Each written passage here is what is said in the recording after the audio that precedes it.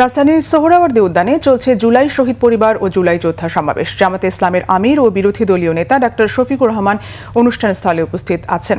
দর্শক, আমরা সরাসরি চলে যাচ্ছি সোহরাওয়ার্দী উদ্যানের অনুষ্ঠান স্থলে সহকর্মী ওমর ফারুকের কাছে।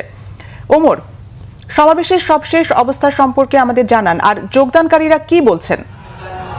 নাবিল, আপনাকে ধন্যবাদ। আসলে সমাবেশটি সকাল 10টা থেকে শুরু হয়েছে। মূলত জুলাই যোদ্ধা এবং জুলাই শহীদ পরিবারের সদস্য যারা রয়েছে তাদেরকে নিয়ে আজকে রাজধানী সোহরাওয়ার্দী উদ্যানে জাতীয় সমাবেশের আয়োজন করেছে বাংলাদেশ জামায়াত ইসলামী। আপনি দেখতে পাচ্ছেন যে আমার পিছনে যে মঞ্চ, সেই মঞ্চে কিন্তু বাংলাদেশ জামায়াত ইসলামের আমির তিনি উপস্থিত আছেন এনসিপির আহ্বায়ক নাহিদ ইসলাম সহ 11 দল যে দল তাদের যে শীর্ষ নেতারা তারা কিন্তু এই মুহূর্তে মঞ্চে উপস্থিত রয়েছে।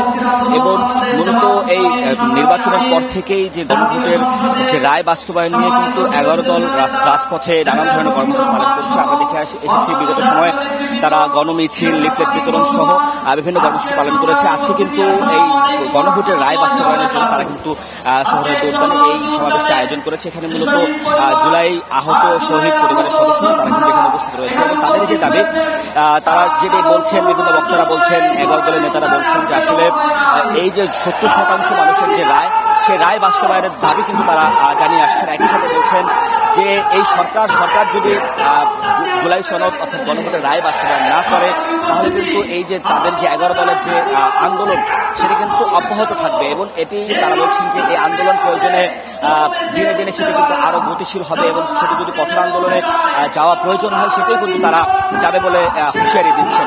তো এই ছিল আমার কাছে রাজধানী সোহরাওয়ার্দী উদ্যান থেকে সবশেষ। ওমর, আপনাকে ধন্যবাদ।